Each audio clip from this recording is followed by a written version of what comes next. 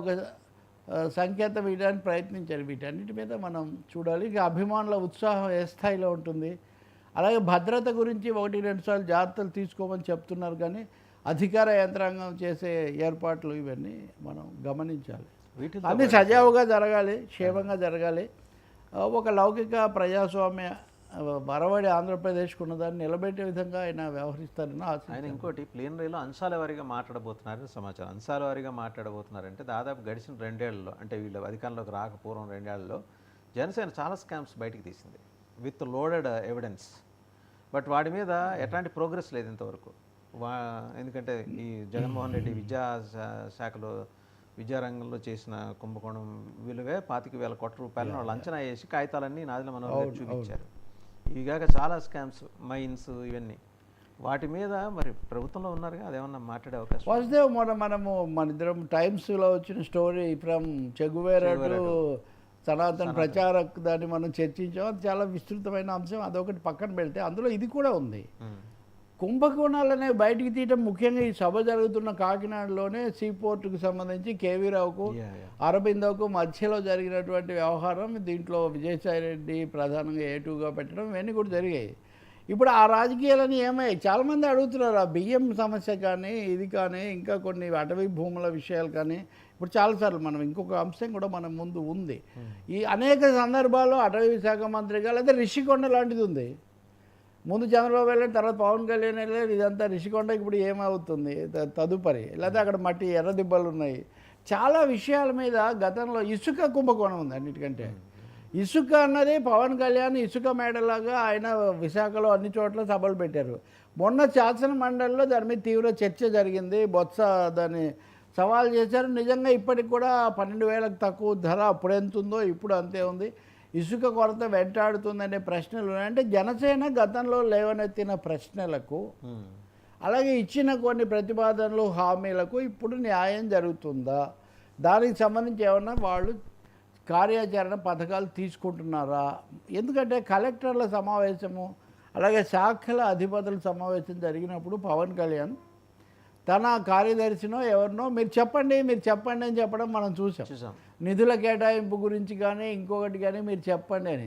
ఇంకా క్షమాపణల పర్వానికి వస్తే 2-3 సార్లు, ముఖ్యంగా తిరుపతి లడ్డు విషయంలో, తొక్కిసలాట విషయంలో ప్రాయశ్చిత్తాలు, జనసేన ప్రాయశ్చిత్తం చేసుకోవాల్సిన అంశాలు అంటూ ఏమైనా ఉన్నాయా ఇప్పటికి కూడా?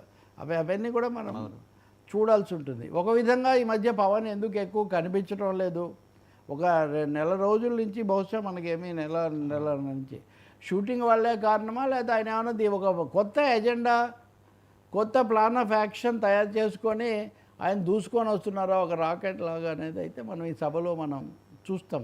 ఇక్కడ ఖచ్చితంగా జనసేన యొక్క సొంత పునాది, స్వీయ అస్తిత్వం, ఓన్ ఎజెండా.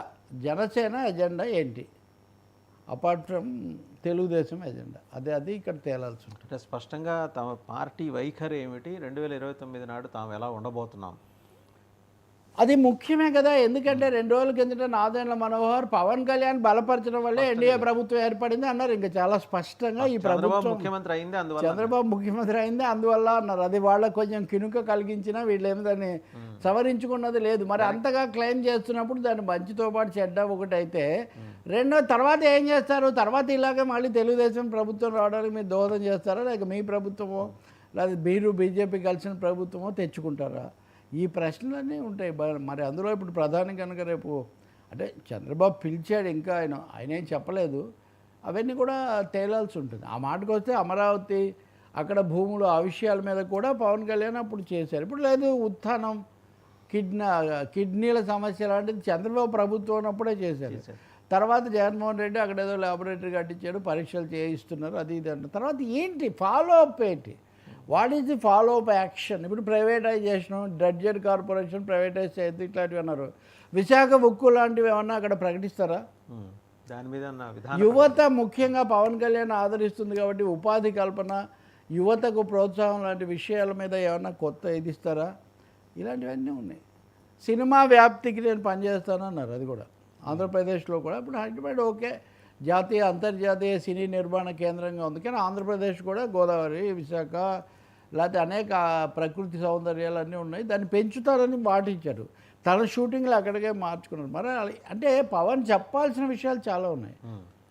అది ఒక విధంగా జవాబుదారీతనము, రెండోది భవిష్యత్తుకు సంబంధించిన స్పష్టత చూడాలి. మరి ఇక విజయసాయి అంటే రెడ్డి అభిమానులకు ఆయన చూసే ఆనందం సరిపోతుంది, కానీ మనము రాజకీయ సామాజిక కోణాల నుంచి చూసినప్పుడు కొన్ని విషయాల మీద స్పష్టత, భవిష్యత్ కొన్ని దిశానిర్దేశం, విషయాలు కాదు సార్, చాలా విషయాలు చాలా విషయం మొత్తం గమనం ఇది. ఎంటైర్ న్యూ ఫేజ్ అంటే ఇప్పుడు జనసేన కొత్త దశలోకి ప్రవేశిస్తుందండి. ఇప్పటిదాకా ఒక లెక్క, ఇప్పటి నుంచి ఒక లెక్క అన్నట్టుగా పిఠాపురం తర్వాత పెద్ద జనసేన లెక్క ప్యూపా కోసెస్ దశ అయిపోయి ఆల్రెడీ సీతాకోక మీరు అయ్యారు కదా. కాబట్టి సో నెక్స్ట్ ఏ హైట్స్ లో జనసేన ఎగురుతుంది అనేది చెప్పాలి ఇప్పుడు ఆయన. ఇంకో బ్రదర్ తోడవుతున్నాడు, ఇప్పుడు మెగా హైట్స్ ఎలా ఉంటాయి, కాబట్టి ఇది ముఖ్యమైనది. రైట్. అలాగే సార్ ఇంకా విజయసాయి రెడ్డి గారి ఎపిసోడ్కి కనుక వస్తే, ఆయన ఆశ్చర్యంగా కోటరీ వల్ల తాను ఎన్నో అవమానాలు ఎదుర్కొన్నాను, అలాగే కోటరీకి దూరంగా ఉన్న